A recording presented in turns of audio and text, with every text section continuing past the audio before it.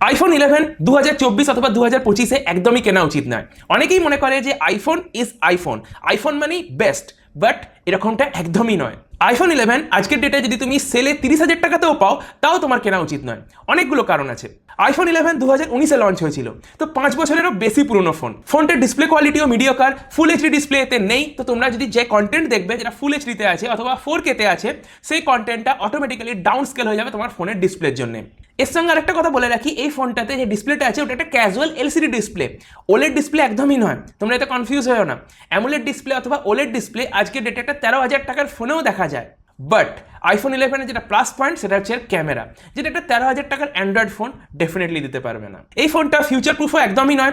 Planned অবসোলেশনের জন্য Apple এতে software update দেওয়াও বন্ধ করে দেবে। তো কি হবে, নতুন যে অ্যাপ্লিকেশনসগুলো আসবে সেগুলো তোমরা হয়তো চালাতে পারবে না, তার সঙ্গে সঙ্গে যে পুরোনো অ্যাপ্লিকেশনগুলো আছে সেগুলো আস্তে আস্তে চলা বন্ধ করে দেবে। কানেক্টিভিটিরও এতে প্রবলেম হবে। এই ফোনটা 5G সাপোর্ট করে না, 4G সাপোর্ট করে, তো স্পিড তোমরা ডেফিনেটলি ইন্টারনেটের কম পাবে। গেমিং এক্সপিরিয়েন্স আইফোন হওয়ার জন্য হয়তো স্টেবল হবে, বাট A13 বায়োনিক চিপ আজকের ডেটে অনেকের জন্যই স্লো হতে পারে। ডিপেন্ড করে তারা কীরকম জাতীয় ইউজার। এখন অবভিয়াসলি যদি তোমার অ্যাপেলের এই লোগোটার উপর শখ থাকে, তাহলে ডেফিনেটলি আইফোন 11ও তোমরা নিতে পারো।